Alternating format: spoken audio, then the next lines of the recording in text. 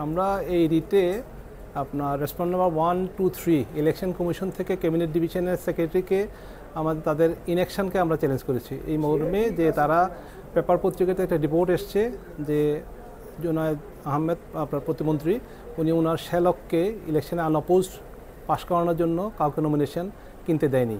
সেই ইনস্ট্রাকশনের প্রেক্ষিতে জেলা এবং উপজেলা পর্যায়ে যারা লিডার ছিলেন আওয়ামী লীগে তারা কেউ নমিনেশন পেপার কিনেনি, কিন্তু গ্রাম থেকে একজন এসে আপনার দেলোয়ার নামে একজন একটা নমিনেশন পেপার সাবমিট করলো।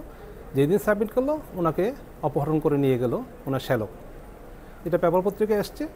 আসার পরবর্তী উনি সাবসিকুয়েন্টলি রিকভার হয়েছে এবং পরবর্তী উপরের ইনস্ট্রাকশানে প্রতিমন্ত্রী শ্যালক সাহেব ওনার নমিনেশন পেপার প্রত্যাহার করে নেন। প্রত্যাহার করার পক্ষে যেটা হলো আর কোনো ক্যান্ডিডেট নাই, উনি আনঅপোজ ডিক্লেয়ার হয়ে গেল। সেটাকে আমরা এখন যেহেতু কোনো ইলেকশন হলো না এবং আমরা নমিনেশন পেপার কিনতে পারলাম না, আমরা সাবমিট করতে পারলাম না, সেই জন্য আমরা রেসপন্স নাম্বার 1 এবং 2, 3 এর আপনার ইলেকশনটাকে চ্যালেঞ্জ করেছি। অ্যাট দ্য সেম টাইম আমরা একটা রিশিডিউল চাচ্ছি যে এটা থেকে ফ্রেশ ইলেকশন করা হোক এবং ইন দি মিটার যেটা আনঅপোজ ডিক্লেয়ার হয়েছে সেটাকে বাতিল করা হোক। এই ব্যাপারে কোর্ট আজকে শুনানি হয়েছে, আগামী রোববার আদেশের জন্য রেখেছে। পলকের বিরুদ্ধে বেসিক অভিযোগটা কি?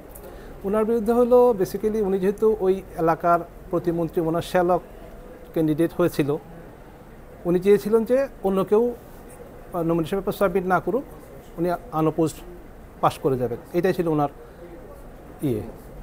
সেটা পরবর্তীতে যেহেতু একজন সাবমিট করে ফেললো গ্রাম থেকে এসে, সেটা ওনাদের যখনই নলেজ আসলো তখন ওনাকে অপহরণ করে নিয়ে গেলেন। এখানে তাহলে প্রতিমন্ত্রী কি সরাসরি তো এটা করেননি? প্রতিমন্ত্রী ওনার শ্যালক করেছেন। তো প্রতিমন্ত্রীর বিরুদ্ধে কোনো আমরা বলেছি ওনার ইন্টারফেয়ারেন্সের কারণে একটু হয়েছে, আমরা বলতে চাচ্ছি এটা। আচ্ছা, এই নিয়ে কোর্ট কিছু বলেছে না? কোর্ট কোনো মন্তব্য পাস করেনি। আপনারা বলেছে উনারা দেখে রোববার অর্ডার দিবেন। আচ্ছা, তাহলে ওনার আপনারা তো এক হলো যে আপনারা ইলেকশন চ্যালেঞ্জ করেছি, পাশাপাশি আপনারা বলতে চাই একটা নামাজ চেয়েছি, কেন ডাইরেকশন দেওয়া হবে না ফ্রেশ ইলেকশনের জন্য এটাকে বাতিল করে।